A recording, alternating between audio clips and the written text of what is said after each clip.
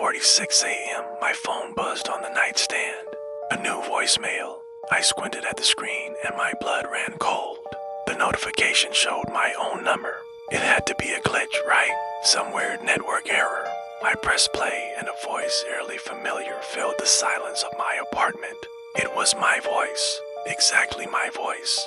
It said, "Whatever you do, don't open the door tonight." I laughed it off. A prank call app, maybe a friend messing with me. I deleted it and tried to go back to sleep, but the words echoed in my mind. How did they get my voice so perfect? I couldn't shake the feeling. I went back into my voicemail, undeleted the message, and listened again. This time, I paid closer attention. The slight hesitation before certain words, the faint whistle when I pronounce an S, the quiet sigh I do when I'm tired. It was all there. It wasn't a recording pieced together. It was me. Just as the message was about to end, a faint raspy whisper that wasn't there before sent a shiver down my spine. It's already outside. My heart hammered against my ribs. And then, as if on cue, came the sound knock, knock. 3 slow, deliberate knocks on my front door. I froze, every muscle in my body tensing.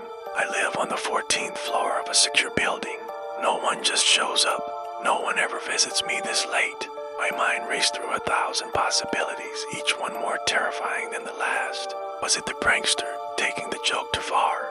I crept towards the door, my feet silent on the cold floor. My apartment has a smart peephole, a little camera that connects to my phone. I pulled up the feed, my thumb trembling. The hallway was empty, just the usual dim, flickering fluorescent light casting long, dancing shadows. It made no sense. I heard the knocks. I know I did. I kept staring at the screen, willing something to appear to justify the terror gripping me. And then, for a fraction of a second, the screen glitched, and in that glitch, I saw it, a figure. Tall, impossibly thin, standing right against my door so close its form was distorted by the fisheye lens. It was just a silhouette, darker than the shadows around it, and then it was gone.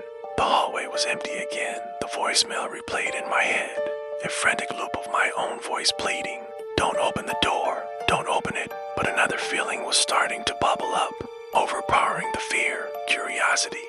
The suffocating silence of my apartment suddenly felt more dangerous than whatever was out there. Maybe it was just a technical glitch. Maybe my mind was playing tricks on me. The need to know, to see for myself, was a physical ache. I convinced myself that turning the lock and peeking out would put an end to this madness. I took a deep breath, my hand shaking as I reached for the deadbolt. With a heavy click, I unlocked the door. My heart pounded in my ears as I pulled it open just a crack at first, then wider. The hallway was completely empty. A draft of cold, sterile air washed over me. No figure, no footsteps retreating down the hall, nothing. Just the hum of the building and the flickering light. Relief and confusion warred inside me. I stepped out into the hallway, looking left, then right. It was deserted. I felt foolish. I was about to chalk it all up to a sleepless night and an overactive imagination when my phone vibrated in my hand. Another voicemail from my own number. My stomach twisted into a knot. With a sense of dread, I pressed play. It was my voice again, but this time the tone was different. It was flat, emotionless, and it only said 2 words. "You opened it." A wave of nausea hit me. I scrambled back inside my apartment, slamming the door and locking it tight. I leaned against it, my breath coming in ragged gasps. Everything looked exactly as I had left it.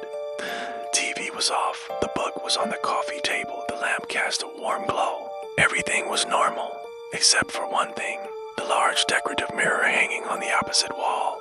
My reflection was in it, but it wasn't mirroring my panic state. It was standing perfectly still. As I stared, horrified, my reflection smiled. Wide, unnatural grin that my own face wasn't making. I couldn't move, couldn't scream. Watched as my reflection, the one in the mirror, slowly took a step forward. It didn't just move within the frame, it stepped out of the mirror, its form solidifying as it entered my living room. It walked past me, its movements fluid and silent. Cold air from the hallway seemed to follow it. As it passed, it leaned in close to my ear, its voice a chilling whisper, identical to my own. Get to leave. And then it walked to the front door, unlocked it, and left, closing it softly behind it. I was left alone in my apartment. The silence now heavier than ever. That's when I finally understood. Sometimes the warning isn't to protect you from what's outside. It's to protect everyone else from what's inside, because once you open that door for it, you're the one who gets locked in forever. Thanks for watching. If you have a story you want to see animated, let us know in the comments, and don't forget to subscribe for more chills.